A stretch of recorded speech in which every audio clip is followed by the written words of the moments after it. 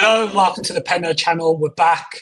This is a match preview, game week 2 of the Premier League, Brentford versus Aston Villa.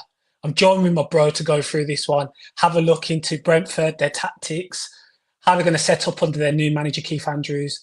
And of course, it's Villa's first away day in the Premier League. How will Unai set up? Will there be any changes from the game against Newcastle? Bro, how you doing? Big game already this weekend away at Brentford. Yeah, I'm good, bro. We're back with the uploads now. We're getting a bit more consistent, so it's good to be back on here talking about Villa. And yeah, man, the game's coming thick and fast already, man. Brentford away. Another team will be facing where their star players on strike, so that's quite nice as well. Hopefully, we can take advantage of it this time. And yeah, they're coming off a loss. They lost to Forest, so they'll be looking to bounce back as well, man. It's going to be a tough game, I think. Yeah, before we get into this one, if you can please like the video. It really helps us as well. There's a number of you watching that are also not subscribed, so please do subscribe. Put the notification bell on as well so you get all these uploads when we go live, ready in there and waiting so you know when to come and watch. And also at the end of the video, if you're watching live, drop a comment in the chat. But at the end of the video, please drop a comment with your thoughts and feelings going into the game. There's a comment here from Deontay, says, "Morning, Penno and Adam." I don't know where you are in the world, Deontay. It's afternoon over here. But if you're wherever you are and it's morning there, good morning to you. Yeah, bro. Let's get into it then. Brentford went away to Forest at the weekend. New manager after Thomas Frank went to Spurs. A few new signings within that team as well. Obviously, the loss of Brian Mbeumo to Manchester United. And to be honest, the first half, they got battered. Forest were all over him. Forest ended up winning 3-1. They got a consolation through Thiago, who they signed last season. But going into this game, they'll be at home. And, you know, new manager, the crowd are going to be up for it. It's a big, big test for Villa. Yeah, facts. And I saw their team that they played against Forest. They got Igor Thiago's back, who they signed last season, their star striker, in Wissa's absence. And he got a penalty goal. But apart from that, it did look like Forest were pretty clinical, like their chances as well. I think they played that Milambo as well that they signed recently as well. Was it from Feyenoord? I think. I'm not sure. I think Yeah, he played. He did. But I think he got hooked at like half time, so I don't think he Yeah. must have had the best of games. And then they're missing Norgard as well in their midfield, which is another big loss. So it will be interesting to see how they set up, how Keith Andrews will do this season, man. Is he going to be similar to Thomas Frank? Is he going to bring in his own style as well? Let's see. But Brentford hired Thomas Frank was a caretaker manager before when Dean Smith was there, so it's not like it's anything new for them to do that, or who's their assistant. It's not like it's a new thing for them. Well, let's see how this one works out, man, because it's a big drop off from Thomas Frank, I think. Yeah, as you stated, bro, that's kind of the policy at Brentford. They like to promote from within. So when Dean Smith, you know, was close to getting them promoted all those years ago in the Championship, Thomas Frank just stepped in and he eventually did get them promoted and then, you know, sustained them as a Premier League club, and they are considered a part of the Premier League's furniture now. So yeah, they've done the same here, promoted Keith Andrews through that. And yeah, going into this one, obviously we stated big transfer rumours around Yoanne Wissa. Anything to do with Newcastle at this moment in time, there's big news around it. You know, Vissa's, it looks like he's gone on strike. No communication really. Instagram, always pictures of Brentford. He wants to move. They haven't agreed on a fee. So he's not going to be integrated back into the squad before this one. A big loss, Mikael Damsgaard, he didn't play as well against Forest. He was a huge player for them last year. Got a number of assists. He was one of the best players outside the so-called Big Six in the Premier League last season. Quality. Had his real first breakout season in the Prem. Known about through playing for Denmark against England in the Euros. You know, he had a great tournament that time as well. And yeah, bro, they had to integrate a few new players. Obviously, Rico Henry's come back. So he's come back from fitness. He's available. Aaron Hickey was on the bench. He got on the last few minutes. They signed a new goalkeeper. So Kelleher's coming from Liverpool this season. So it was his first game, his debut. Lewis Butters playing in a new position because they've changed the shape a bit more. Frank more often than not, like the 3-5-2. He did play a 4-3-3 sometimes, but he liked the 3-5-2. Lewis Potter was kind of operating as a wing back, but he now finds himself playing in the front three. Fabio Carvalho's now looking to be a starter as well. I noticed Kevin Schade was on the bench, which surprised me because towards the end of last season, Frank was going from Brentford, Wissa, and Schade as a free. So that's a whole new front three. As you mentioned, Norgard as well, a big miss as well. So a number of changes in their lineup, which which is going to take time, of course. Even Van den Berg playing centre back, he was playing right back last season. Aya was playing as a centre back partner in Nathan Collins. So a lot of changes for them. And then they're going to need to win their home games. Brentford are synonymous with being very good at home. Usually they struggle away from home, and last season they really did struggle away from home. But at home, they're tough to beat. They're set up, with two banks in between, in front of their goalkeeper, and they can defend. So we'll see how Keith Andrews approaches this one. Yeah, Yoanne Wissa moving like a bad bee, man, like saying no replies, no one talk to me until I get my move to Newcastle, man. Deleted everything off his Instagram and that. I thought that was funny to see. But Villa got so lucky, like the amount of players we're facing now that are just not there. I mean, Crystal Palace the game after, Eze might not even be there as well. So we need to be getting like 6 points out of the next 2 games. Damsgaard, I think his wife gave birth, so I think he weren't injured or anything, so he'll be back against Villa, assuming he'll start. And then, yeah, I don't know what happened with Sade, like if he was carrying a knock or not, because he's one of their best players. So I was surprised to see him not start. So I'd be expecting them to go like Thiago, Damsgaard in the 10, and then Kevin Sade on the left, and then maybe Carvalho on the right, something like that. And then maybe Lewis Potter goes back to left back or Rico Henry stays there, I'm not sure. But yeah, I know there's a lot of talk about Brentford, a lot of people predicting them to go down, but I still think they've got a lot of quality in that team. Like I think they've got a lot of good players. And Coyote as well, right back, we've been linked to him before. When he was at Fiorentina, he's a solid right back. He's a really good right back that likes to bomb forward. So whoever's on the left will have to be sharp with that side as well. So it's going to be a good game, man. Yeah, they have got a number of players within that. I think with Brentford, as you stated, sometimes it's not about the manager; it's just the way they set up. They always seem to scout well, and get good players in, and they have a similar outset to Brighton in terms of scouting, selling on, and then reinvesting as well. And they have brought a number of players in. Another one, Jordan Henderson, who was on the bench as well. Didn't even mention him; he did come on in within that game as well. He made the thumbnail, man. He Yeah, had to make the thumbnail. just some experience within that as well. Albeit, I don't know if he can still play to the level on a regular basis. I'm not sure he's still got that within him.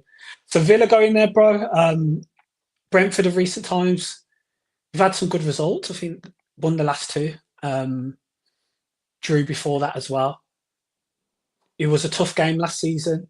We kind of rode our luck towards the end of it. Got out there with a 1-0. Do you see much difference from that? Obviously, again, as I state, Keith Andrews is a new manager. How you'll set them up and how they play. To me, I don't think it'll be too dissimilar to facing the Thomas Frank side. Yeah, whenever we go Brentford, I always find it's a case of bad performances and then good results. Apart from last season, I think last season was probably our best performance at Brentford that I've seen because they didn't really create much. I think they had like less than 1 XG and we created a lot more than them. But if you remember the season before, they were battering us until Ben Mee got sent off and then the 2 goals we scored changed that game. The season before that was like a 1-1 draw. I think Martinez got injured at half time and they just peppered us all game. And it weren't until Douglas Luiz got like a last minute equaliser that we managed to salvage something. So Brentford's always a tough game when you go to that stadium, and like I don't like playing Brentford more often than that. But last season did give me some hope that we can go there and we can play our football because we played well last season. If I remember correctly, I think Disassi, that was one of his best ever I games think, for Villa. I was going to That's say, when we defended really well. Disassi put in a real quality performance. That game was crazy. He was like sliding everywhere. His passing was good, but I just think if we defend well. Yeah, in that second half, I thought we defended really well. That might have been the best defensive performance of the season. The way, even when Kevin Schade was getting into positions and Mbuemo, blocking their shots or putting the tackles in, and they didn't actually have anything really clear cut because we were stopping it very early. Even when they were trying to get in behind on transition, we were still managing to cut the ball out as well. So, yeah, our shape was really good and we defended really well last season there. From a Villa point of view, there's a few things that will potentially come into play. Firstly, Emi Martinez is now back and available.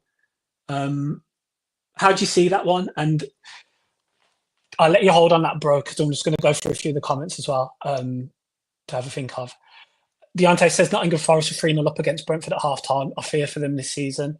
Yeah, I think Forest did play well that first half. Nick Fagley, I think he might be a Forest fan. Thanks for joining. Nick says Forest bring cash in.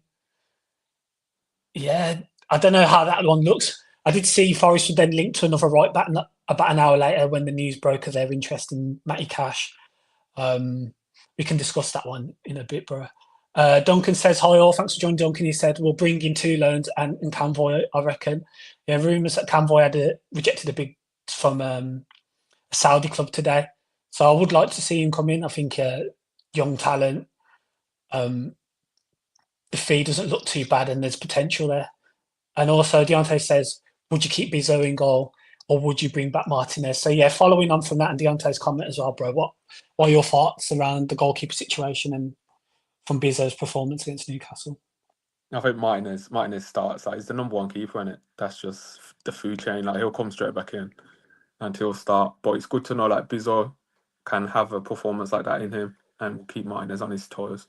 But yeah, I'd be if Martinez doesn't start against Brentford, I'd be ringing alarms like for he's off. Sale. He's the number 1. Yeah, he's the number 1 keeper. Like he comes straight back in.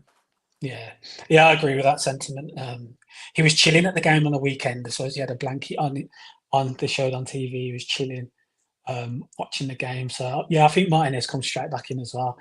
Albeit I think Bizzo had a fantastic game against Newcastle, and this season I think he'll really push in for that number 1 spot, which is something Emi Martinez lacked. He's lacked for the last few years, especially last season. You always knew Alton was never going to push him for that number 1 shirt, but Bizzo, he can play and he's a good shot stopper as well. So yeah, it'd be interesting to see how that unfolds for the rest of the season. Moving on to the rest of the team and how we'll set up, bro. I think we discussed and we thought our selection was quite reserved against Newcastle. You know, first game of the season at home.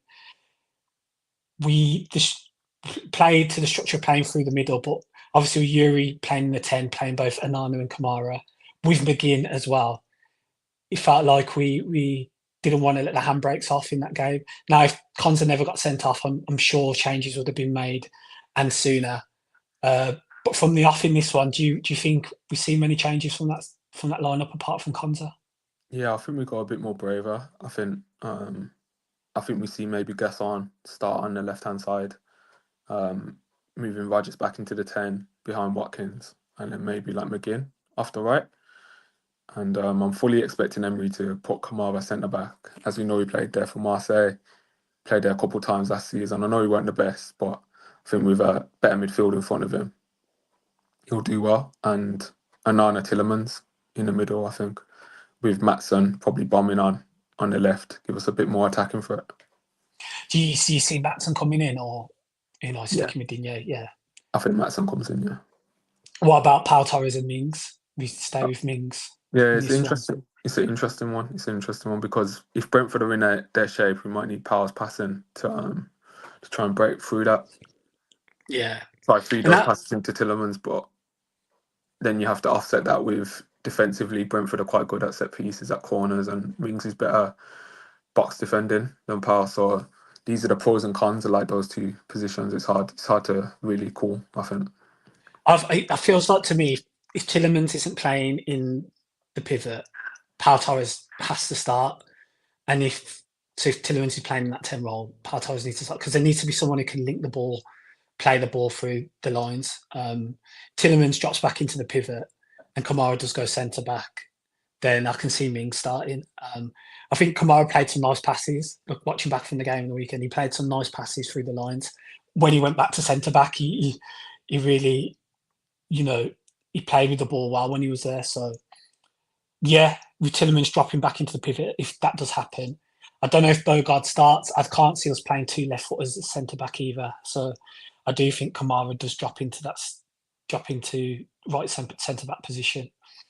And then in the attacking areas, you think Gasson comes in off the left, and then Rodgers moves into the middle where Tielemans would be occupied on the weekend. Yeah, I'd like to see Marlon on the right, but I just know it's not going to happen. So I think he'll go with McGinn, win some duels in the middle. Yeah, I think that'll be our lineup, and I think that's strong enough to beat Brentford. Personally, respect to Brentford, like they're a good team, they've got great threats, but we should be winning that game if we field a team like that. Yeah, in fact, and KJ SJ7, thanks for joining. He says Brentford are not stable yet, and the team hasn't fully gelled yet. The manager is media as well, so nothing but a win should be expected. Expectations going into this one is 3 points. I think it's got to be. If it's got to be, I know it's a tough ground, and I know Brentford of the past few seasons, it's a tough place to go. But as KJSJ said, new manager, a lot of new players coming into this side. If we can get at them early and take the lead, I think we can see it out. But what's been synonymous with our away performances from the end of last season as well is first halves. We're not great. We're quite reserved first halves, and I think even the home game against Newcastle at the weekend felt like an away game. The way we played, it felt like we were playing away because we were so reserved in that first half. Okay, the passing wasn't great either between the lines, but again, we didn't have a shot, let alone a shot on target in the first half against Newcastle. And that was synonymous with some of our away performances last season. Second half, we changed it, and then we just blitzed teams. I think Brighton, we did that. There was a few other games as well away last season where we stepped it up in the second half. But yeah, what do you think? Yeah, honestly, the biggest thing for me going into this season is a change in style away from home. I thought last season our home form was excellent. Our home form was title challenging contenders. If you look at all the underlying numbers, we were the top 2 team for creating, top 2 team for defense at home, and top 2 team for points, but for expected points. Sorry, but away from home, our stats were like relegation level. Genuinely, like it was like 15th, 16th for attack and defense. So the biggest thing for me is Unai changing style away from home, dominating games more, asserting our style. And if I see that, then I'll be confident of us getting Champions League. But if I don't see it, then I don't know. I think there's only so much you can do when you set up that way away from home, in terms of points wise. So yeah, I'm really hoping we take the game to Brentford. I'm really hoping that we're able to pin them back, play our football. If Gasson does start, I want to see him like receiving the ball in that left half space and then playing it out to Maatsen, who overlaps and gets crosses in, gets cutbacks in. We have the talent, bro. We genuinely have the talent to go away from home and score 2 or 3 goals against sides. So I'm just hoping the players are set up to do that because it's all instructions, really. If you think about it, it's all they're told what's wanted from them. If there needs to be control, if there needs to be a more gung-ho approach. So yeah, that's what I'm praying, bro. Our away form this season, style-wise, improves. And if you look at our fixtures, we've been blessed pretty much. If you look at the teams that we've been given, I think it's up until like Spurs away maybe where that will be our most difficult game after Newcastle. I think we really have to we have to be looking at about like five wins, bro, in the next 6. I think. Yeah. What I was going to say is, in terms of, I forgot my point actually. I was going to say, Fixtures. no, it wasn't long fixtures. Yes, we're on about Gesson style. Yeah, that was it. Daniel Marlon. So Daniel Marlon we signed in January. I mean, sometimes new signings and the way how methodical Unai is and how tactical he is, new signings will not get into the lineup straight away. They'll be bedded in.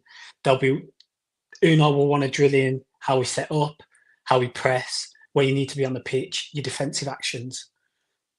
Are you surprised that Marlon didn't start against Newcastle? Because that surprises me. Because maybe he's been here 6 months now, and if it's a signing you're after, I think permanent. I thought he'd be integrated into the starting lineup now. And again, he got a few minutes. Okay, we had the red card, but he got a few minutes on the weekend. Does that show any signs of concern? And especially if Little, he doesn't start on the little, weekend. little bit of concern because what I'm initially assuming happened was they signed Marlon, they were going to integrate him, and then they didn't think Rashford and Asensio were going to be on the market. So Yeah. that happens, that changes the whole dynamics. We know Villa like to pivot. Emery's going to want that type of talent in the squad.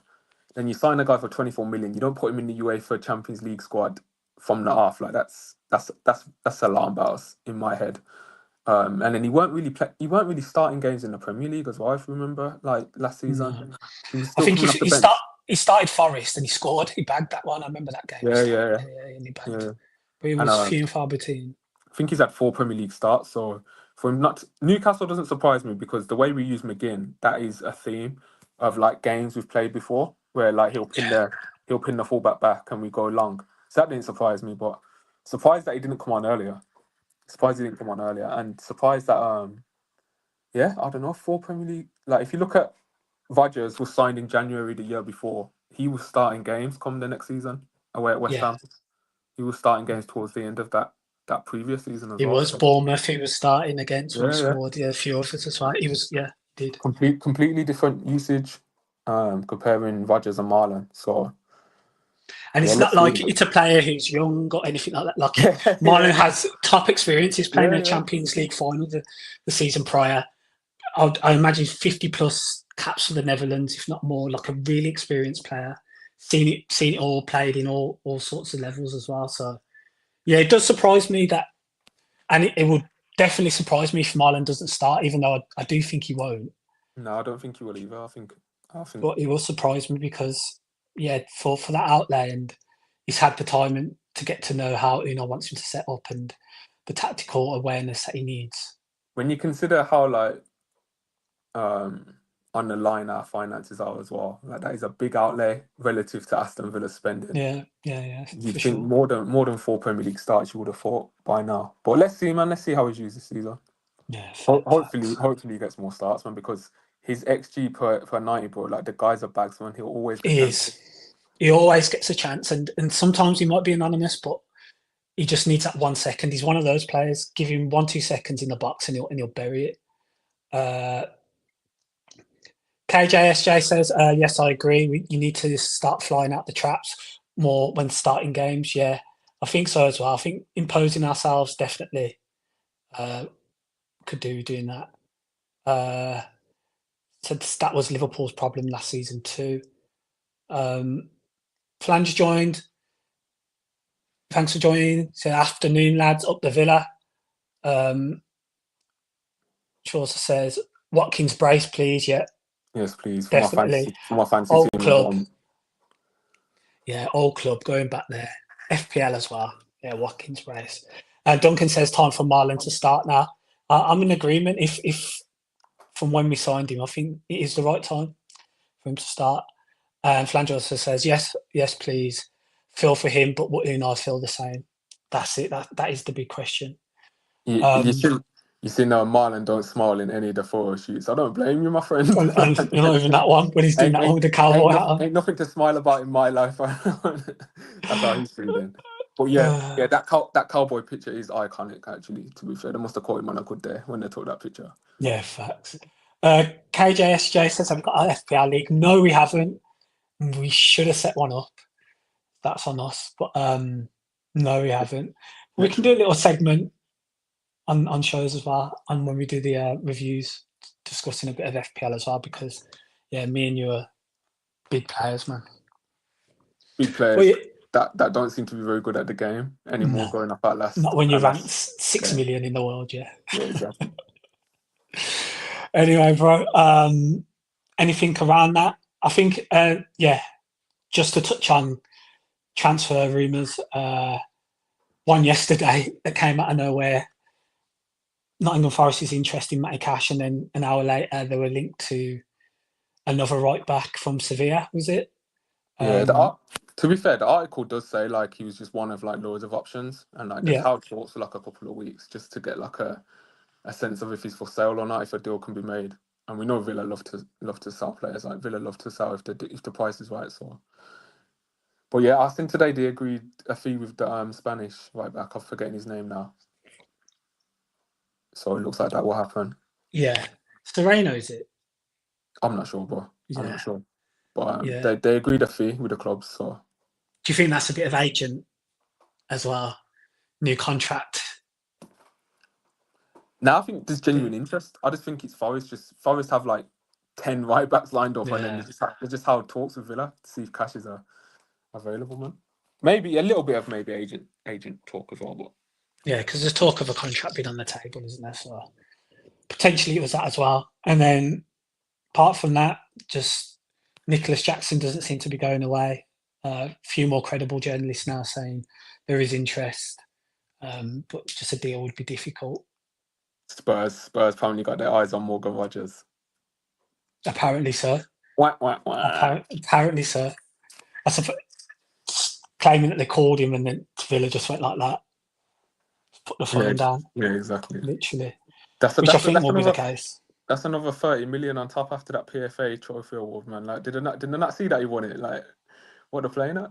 I know. I've seen some figures just floating around of fans and just like that has to be way off the mark. I'd be disgusted if Villa accepted that for Morgan Rogers. So yeah, bro. I think we'll leave it there. Just a quick preview, looking at both sides. We'll have a match reaction definitely after the game on Saturday. Hopefully Villa get the 3 points. As always, if you could please leave your comments after the video as well. It helps us. It helps the algorithm as well, get the video out there. Subscribe if you're new as well. I'd appreciate that.